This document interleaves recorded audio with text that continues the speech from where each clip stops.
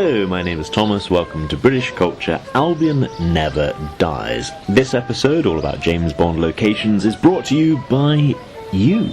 Quite possibly, over the last couple of weeks, I've been asking people on my Instagram, what topics would you like me to cover? And the most popular one has been James Bond locations. First suggested by British Bond Fan on Instagram, seconded by Spur_117, and liked and commented upon by quite a number of people. And there's a few other Bond topics that I'll get to towards the end that were also requested, but Bond locations really won out in the questions that I had going, the conversation I had going. I am a little bit tired, as you may be able to hear, because I have just returned from travelling, and that includes visiting a couple of James Bond locations. One slightly by accident and one very deliberately. So, I'll delve into it. I'll talk about the locations and a bit about my experience of pottering along there. First of all, I'll talk about China, because of course I lived in China for 6 years, and I lived in Shenzhen, which is just across the border from Hong Kong. And I think the first James Bond location I can really remember going to there was the Peninsula Hotel. So the Peninsula Hotel was referred to in Ian Fleming's Thrilling Cities. So this is his kind of travel guide to some of the top cities all around the world. He refuses to go to the museums or the interesting archaeological sites or anything like that. He wants to see, well, the thrilling bits, as the title rather suggests. But in the incidental intelligence section, he does refer to the Peninsula Hotel, or the Pen, being the best hotel in Hong Kong. And I potted along there, and it's the hotel that you see in The Man with the Golden Gun. When James Bond goes to Hong Kong, Britt Ekland makes some remark about all Green's Rolls Royces belong to the Peninsula Hotel. She drives him along, you see the Green's Rolls Royces, he goes in, and that's where he meets Scaramanga's lady friend. And interestingly enough, you go along today, and yes, all the Rolls Royces are green. First of all, I just went along, and I think when I first arrived, I just had a photo taken outside, or maybe I took a selfie, I can't remember. But later on, I was able to, do well in my work, get the bonuses needed, and go along for their afternoon tea, which is very, very splendid indeed. And the inside, the hallway where you have afternoon tea, is absolutely spectacular. It still puzzles me when I watch the film that you don't have that single shot of just Roger Moore walking along through the lobby, because it is an absolutely gorgeous hotel. I feel it's the height of kind of colonial architecture, say, well, whenever it was built. I haven't done my usual internet deep dives for this, I'm just talking from experience, but the inside, more than 100 years old, and it looks absolutely gorgeous. In fact, I think I did do a podcast episode on this when I first started this podcast, because it rarely takes me. Normally you go along and there's a range of international clientele as you have your tea, but I remember one occasion they did a Hello Kitty afternoon tea, and I'm very excited about Hello Kitty generally, but to go along and have the Hello Kitty afternoon tea, there was a treat, and it was packed out with all the Cantonese locals, so that was interesting. And sometimes they have live, a string quartet playing, and indeed I know somebody here in Bradford who went along to the Peninsula Hotel. He happens to be, among other things, a concert level violinist, and was playing, and they invited him to stay forever, but he had his own business and chose not to. This was some time ago, I think. So I think it's a gorgeous hotel. I think one of the few things I dislike about Die Another Day, or perhaps I see it as more of a missed opportunity, is that when Bond walks through the lobby of the Hong Kong hotel, I think they could have just used the Peninsula, because it's such a spectacular lobby, even better than what you have in the movie Die Another Day, much as I actually do enjoy it. I suppose the next thing to say about Hong Kong is it appears in You Only Live Twice. So yeah, The Man with the Golden Gun with Roger Moore, You Only Live Twice with Sean Connery, that gritty, down-to-earth era where he gets kind of painted to be a Japanese man. He says, why don't you just dye the bits that show, and then have hollowed out volcano and all that kind of thing from the dark, gritty Sean Connery era. which I just say purely because I think it's funny. People say, "Oh, Roger Moore is so silly and ridiculous," and I've watched For Your Eyes Only recently, which is pretty down to earth, and then of course You Only Live Twice, which is ridiculous and over the top. But there you get the spectacular kind of opening shot looking at Victoria Harbour with all the star ferries going across, and I absolutely love this. I love going across Victoria Harbour on the star ferries from Kowloon to Hong Kong Island and back again. I absolutely loved just popping across the harbour. It was great, and I know my grandfather used to live out there, I think in the 30s. He remembered the big clock tower, so it was always interesting. He didn't often talk about his childhood or the past generally. He was generally interested in today's, sports scores and who's winning at golf or tennis or whatever sport's going on. Occasionally he would mention things, and perhaps due to its rarity, it was all the more interesting to me. So I know he remembered that clock tower, in Hong Kong where his brother was born, and it was really interesting for me to go along there and see it as I bopped along, and just to think that he was there as a small boy, and I was there as when I was working in Shenzhen. Just sticking with that part of the world, the man with the golden gun, James Bond goes to Hong Kong, but he goes there from Macau, and that's of course going across the Pearl River Delta, and there's a high-speed ferry that goes, Shenzhen to Macau, Macau to Hong Kong. So it's a bit of a delta. It's a triangle. So I've taken the fast ferry from Shenzhen to Macau. I've got behind the wheel of a large ship, large-ish, I'd say 40 metres, and a small speedboat zoomed around, and a sailing boat. So I've been around on the Pearl River Delta quite a bit. I'd say that's where I was based for 6 years. So it's nice to watch, say, again, the man with the golden gun as he zooms across on the hydrofoil, as it's a very, very familiar stretch of water to me. It doesn't detract from the film. It doesn't make it kind of every day. In fact, just kind of, for me, it makes it all the more interesting, I think. Ooh, I've been there. There's no longer that rusted wreck that you see in the film. I mentioned the Die Another Day Hong Kong section, so you get the Pierce Brosnan film, the Sean Connery film, the Roger Moore film, and when Pierce Brosnan pulls himself out of the water, and there's a sign that says Hong Kong Jockey Club. I have been to the racecourse at Racecourse. There's two different ones. I went to the little one in the New Territories, I think, called Racecourse, where I was shown to table 007, and I did not bet on any of the horses, which is a great pity, because there was one which had kind of a funny anime-sounding name, and I'd been watching some cartoon, and I just thought, that's a funny name, I should probably bet on that, and decided not to, because I never bet, and it won. So maybe I should one day bet on something. That's something that of course we see in Skyfall Casino, and I think Fleming writes about it. Ooh, I'm on dangerous territory. I'm just going off my memory. I think it's Fleming, Thrilling Cities, and of course The Man with the Golden Gun. Macau, the gambling in Macau. And Fleming writes about the Golden Mile, which is now very, very bowdlerized, I think is the term. So you go along there and it's all the little handicrafts, and no reference to gold smuggling or any other activities that may or may not have taken place there. And I organise a bunch of corporate activities, so my key memory is that the people who organised the corporate events there for my old company would always get some little prize, a mug or book tokens or whatever, some little prize. I did it, and there was just a cost-cutting exercise going on, so they never gave me a mug, so I felt a right mug myself for organising it. Anyway, funny the things we remember. I do hold a grudge.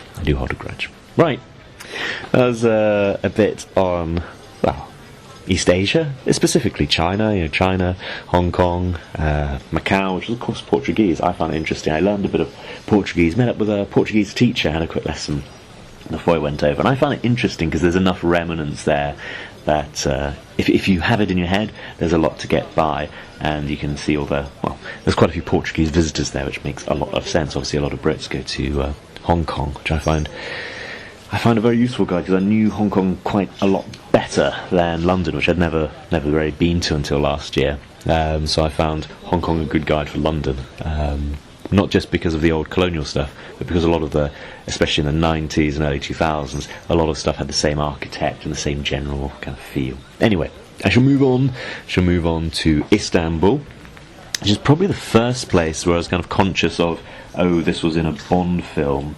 I think my first time in Istanbul was 2009, and I started to read the Bond books. I probably hadn't gone off a cliff, as I later would. I probably hadn't read From Russia with Love, but I'd started to get an interest in it. So I think 2008, I really enjoyed Quantum of Solace. That kind of prompted me to pick up a copy of Casino Royale from an old bookshop, and then I really enjoyed it, especially towards the end. I didn't enjoy the first half quite so much. I just felt it was very, well, of its time, but the more it went on, the more I got kind of drawn in, and then started to read, well, more and more and more of the books. I think From Russia with Love remains my favourite, and I visited a lot of the locations, specific to the books and also seen in the film. Yerevan is probably still my favourite, which is the cisterns underneath the city, and I visited there. My first time I went to Istanbul, and I've been again and again and again. I've been when it's been drained as they're doing work. Before, I remember just loads and loads of fish. Never rats. I haven't seen rats in my time there, but I have seen lots and lots of fish. Occasionally the reflections as people throw coins there and make a wish. And I think it's fascinating to just potter about and see kind of the ancient cistern underneath the city, which is in Fatih district, and then also roughly that kind of area, the Grand Bazaar, which you see in From Russia with Love, and then in Skyfall you have the motorbike chase that goes through. I always like to go to the Grand Bazaar. It has slightly peculiar architecture because in the Ottoman Empire you had things called khans, and a khan is like it's a square shape. It's kind of a fortress looking thing. It just looks like a square stone box from the outside, I guess, and on the inside there's shops all around, normally the lower floor. If there's an upper floor, that's accommodation, normally a mosque or somewhere to pray in the middle, of course with fresh water nearby for ablutions and also water for horses and things like that. So these were the kind of fortified trading posts they had throughout the Silk Road, being a dangerous place full of adventure. And you have these all over kind of the old Ottoman Empire. There's a really interesting one in Turkish Cyprus that I went to I guess very early 2000s, when it was almost an archaeological site. It might have just been turned from that into starting to allow people to look through from time to time. And so I looked in, and it was really, really interesting, but in a very less salubrious part of the city, I think would be the phrase. I am tired. I hope that's the right phrase. But I've been recently, and it's popping, buzzing part of Nicosia, Lefkosia, and it's a perfect example of a khan. I mention these because the covered market, or Grand Bazaar, however you like to call it, is essentially a whole bunch of those all joined together with interesting architecture, so it makes it incredibly Warrenous. Once you know, this is a bunch of different khans all joined together, then you can start to work out the logic. But I found it fascinating to go to and explore and look round. In fact, right in front of me, I have a piece of artwork that I bought in the Grand Bazaar. It's Nasruddin Hoxha. He's a character depicted. He's a character from Turkish literature, although I know the Iranians try and claim him, and also all sorts of people around there try and claim him. But he was an Ottoman Islamic judge who would go around dispensing wisdom on his donkey, especially. That's the iconic image of him. So I've got a little miniature artwork of him that I really, really like. The classic story is Nasruddin Hoxha was in bed with his wife, and there's some noise downstairs, and she's like, "You should go check that, go check that." So rather grudgingly, he puts on his robe, goes along, and there's a huge crash, and eventually he comes in and says, "No, it was nothing." And she said, "Well, what was the crash?" And he replied, "It was the robe. It fell down the stairs." And she said, "The robe doesn't make a noise like that." And he says, "It does if I'm wearing it." Anyway, there's all kinds of silly stories like that about him, usually with some kind of lesson, but not always. Some of them are just daft. Early translation exercises when I was learning Turkish was to translate the children's versions of those. Anyway, sticking with Istanbul, I do love pottering about. I remember, obviously, watching The World Is Not Enough. That was the first Bond film I saw in the cinema. I think Tomorrow Never Dies was the first one I saw kind of new. It was fresh in my mind as new. I saw it on the television. Its TV premiere. That was a big thing. And The World Is Not Enough I found less interesting at the time. I was excited to see it in the cinema. And Maiden's Tower is featured towards the end. So that was somewhere I think the first time I went to Istanbul, I went to it, and I was a student, and I just kind of cottoned on to, everywhere in the UK that I go has student discounts. So I went along, I kind of asked if there's a student discount, and it kind of confused them. And I explained, well, I'm from the UK, I'm a student, and because students have less money, they normally give us a discount. I was just explaining it. A good practice for my Turkish, actually. And the guy behind me was, big Turkish man. He liked to be the big man. He leaned over and was like, I'll pay for him. I'll pay for him. Just go, off you go. So I let him be the big man. I took his generosity. Very, very kind of him. A bit embarrassed, but I was very happy. I went off, and I got to see, and I might not have otherwise been able to, I got to see Maiden's Tower, and I absolutely loved seeing it. It wasn't much of a tourist thing at the time. Now, I was thrilled to see it, absolutely thrilled. And many years later, and I guess it was a few years ago, I went along just by myself. I was at Maiden's Tower, and it just happened to be that behind me was a couple of boys who were obviously humming and hawing about whether they could afford to go in, because now it's a bit more of a tourist place, and they obviously wanted to and weren't quite sure. So I paid for them.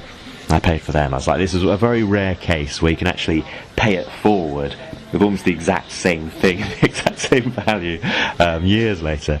So I was very, very happy too. They were happy, as I once was, and then I had to kind of sneak around a Maiden's Tower, so I didn't keep running into them because that gets awkward. But anyway, I'm always happy to go there and have a now sadly over-expensive Turkish coffee or something like that. But it is lovely to be there and watch all the shipping traffic go past, and I enjoy it. And then recently, on my recent trip to Istanbul, the one that's made me rather tired for this is, well, I was with my wife, we were pottering about. I kind of looked at the Skyfall motorbike chase, the one from the pre-titles, and I kind of looked at some of the footage, and I knew the rough areas near Eminönü, which is where a lot of ferries go from there. It's where the trams now connect. It's an interesting place. You do see it From Russia with Love as well, slightly more clearly, as the Russian girl walks along to take the ferry to talk to Sean Connery on the ferry. That's when you see Eminönü district. Anyway, I'm pottering about at night, just happened to come across the hotel that James Bond walks out of in Skyfall. Anyway, I'll put that on the Instagram. You can see me on Instagram at Fleming Never Dies. I'll post all about it. But again, another interesting place is the Pera Palace. This is kind of an obscure Bond location, perhaps, but it's where Ian Fleming stayed when he was writing or researching From Russia with Love. It's also where Agatha Christie stayed, which they make a much bigger thing of. Agatha Christie wrote Murder on the Orient Express there, so I stayed there years ago. It was the first place where I read Murder on the Orient Express. I just enjoyed the idea of reading it in the place where it was written. And perhaps most importantly, Ataturk stayed there. So he's the one who led Turkey to be a modern, independent republic and swept away the Ottoman Empire, brought in modern-day Turkey. So that happens after the First World War.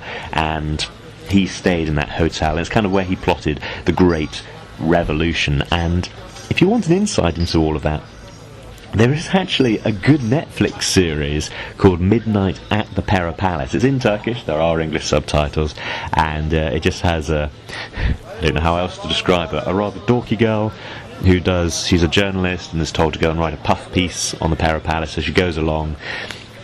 Some incident happens, I can't explain it properly, but it's some silly accident happens, and she ends up travelling back in time to when Ataturk is there, and she's a nut for Agatha Christie, and antics ensue. It's a bit comedic, a bit, I don't know, maybe Poirot-esque, but it's a good fun. Anyway, I've done that, and I've toured around the room where Ataturk stayed in both English and in Turkish, because they have really good guides, and I also, until he passed away, they had a very famous pianist there called Bozkurt, and Ali Bozkurt, and he's a very famous pianist, and so I sang From Russia with Love with him accompanying on the piano in their lounge, which was I don't know, a good memory. I'm not going to sing now because it was just a good memory. I'm not going to spoil it by singing now. I'm not a great singer.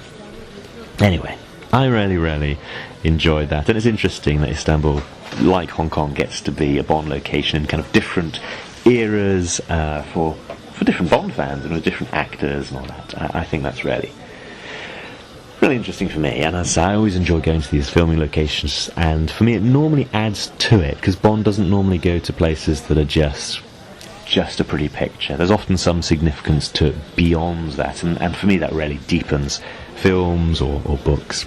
A gentleman called Mark Hoare actually just messaged me and was asking me if I should talk about how Bond is generational. So, you've got the original generation who knew the books first, so in the 50s. Then you have those who came to Bond through the films and then through the books, and then maybe you've got the GoldenEye generation who discovered Bond through computer games, which I guess I might be part of it were I into games, which I never was. I think I recall other people playing it, but I was never into it myself. I got into GoldenEye Reloaded much later. And then there's those who I guess kind of rarely got into it through the Craig era, which has been a while. So yeah, I find that really, really interesting, and because normally I just think of it, the Connery generation, the Moore generation, and so on, but I think dividing it up that way as to how you first came across it, what media, I think is really, really interesting. And of course, if you did that, then for the originals, there's a lot to look at. Say, with Istanbul, Bond stays in the books in the Crystal Palace, because of course he wants to stay at the Crystal Palace. Of course he does. He finds it a funny name, and the Crystal Palace is, the way it's described, almost everything is the flip opposite of the Pera Palace. So the Pera Palace was the first hotel in the Ottoman kind of Constantinople to have hot water. So therefore the Crystal Palace has cold water, and there's bugs coming out of the taps and so on. All kinds of things are flipped and opposite. The Pera Palace being very opulent, and the Crystal Palace being the opposite of that. Anyway, I move on to kind of the third great city. So I talked about Hong Kong in particular, Istanbul. So why not London? I knew virtually nothing of London until very, very recently, when I came back to the UK, and Pete Brooker from Tailors with Love was putting together a little get together. I think the Hammersmith Hard Men, he called it. So we all met at Hammersmith Bridge, and it was really great to meet Mr. Time of the Day, and to meet Daniel Gaster for the first time. And we all met up at Hammersmith Bridge, which of course had been in No Time to Die, and I really enjoy going along there. I've now actually been along there quite a few times, just because it's a really cool place to go. And obviously, if you're listening in the UK, you may recall the TV show Minder, a good family TV show about a con man who hires a kind of slightly out of shape boxer to be his hard man and protector, to beat down the other gangs. It's a good light-hearted family show, and the end credits show images from around London, specifically Hammersmith Bridge, the pubs by Hammersmith Bridge. I think there's a walk by Hammersmith Bridge, and a couple of other places, including a concert hall in London.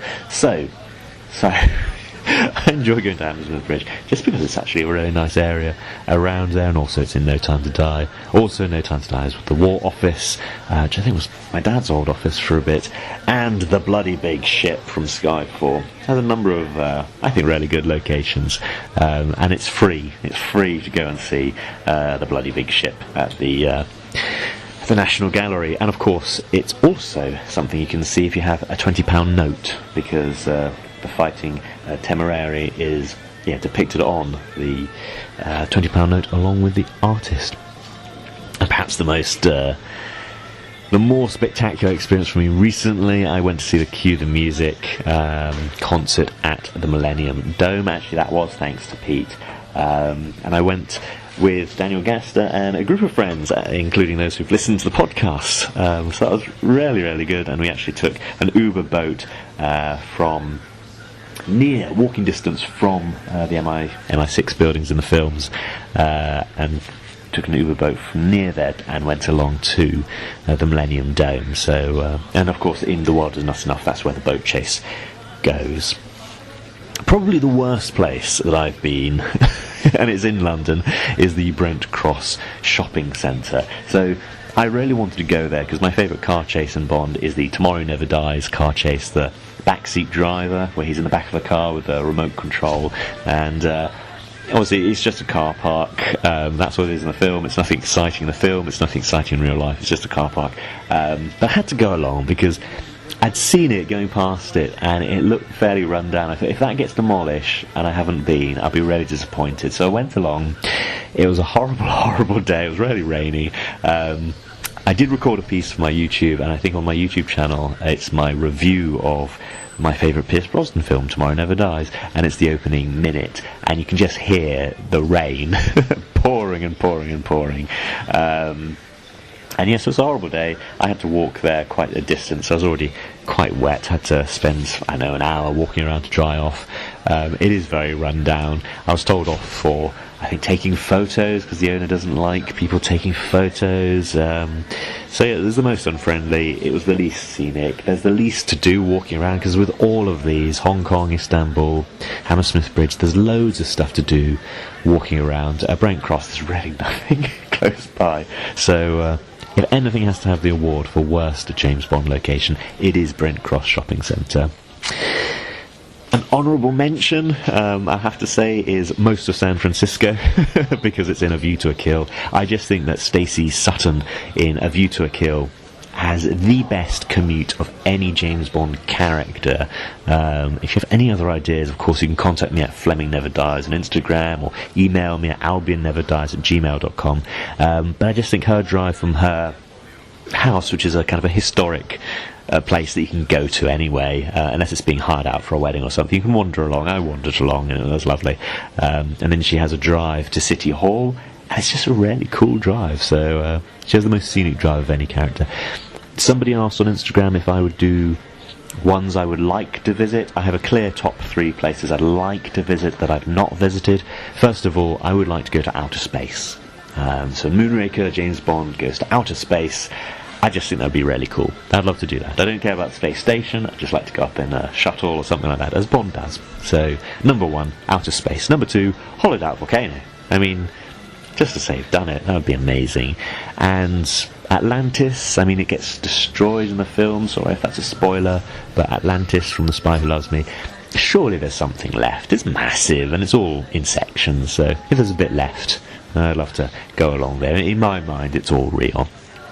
Or if you want one in real life, the pyramids, as generations of my family have visited.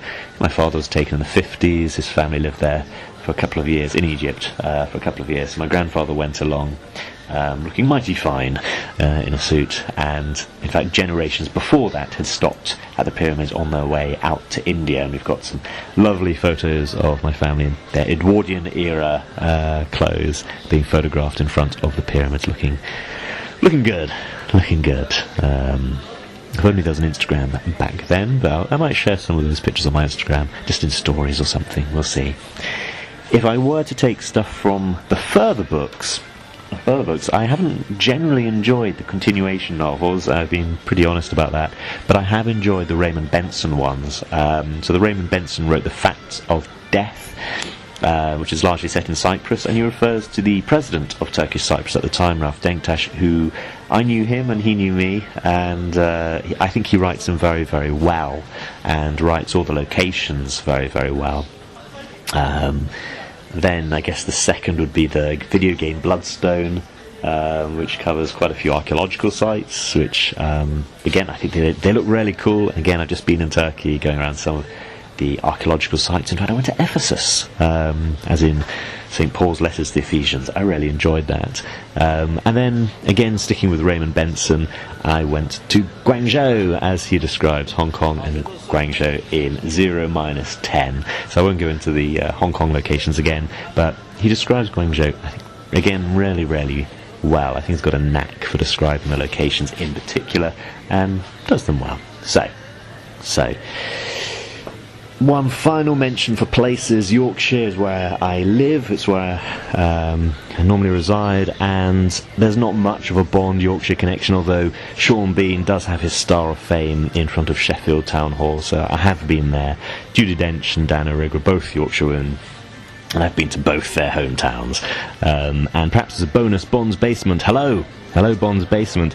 He asks, what's the future of Bond? Should it love with the times? Should it go with the times? I think there's a print there in my notes, or should it go back to fun, action and cheesy one-liners? And I'd say probably the Brosnan tone would be good, maybe slightly grittier than that, but I'd say go something a bit light. Go something a bit light. I think most people would enjoy something a bit lighter than Daniel Craig. And normally it's gone with a pendulum swing, from Moonraker to For Your Eyes Only, and so on and so on. I think Die Another Day to Casino Royale and so on.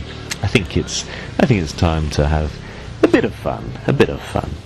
Yeah, anyway, that's been my bit of fun. Thank you very much, everyone who messaged me about the topics I should do. I'm always open to suggestions, and actually I enjoy nothing more than covering topics that you have suggested. So again, contact me at FlemingNeverDies on Instagram, and albinneverdies@gmail.com.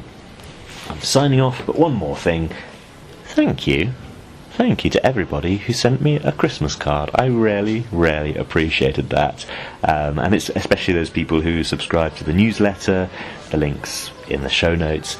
But yeah, to come back from my travels and find my postbox, having quite a few letters, I really appreciated that. So thank you, and have a wonderful week.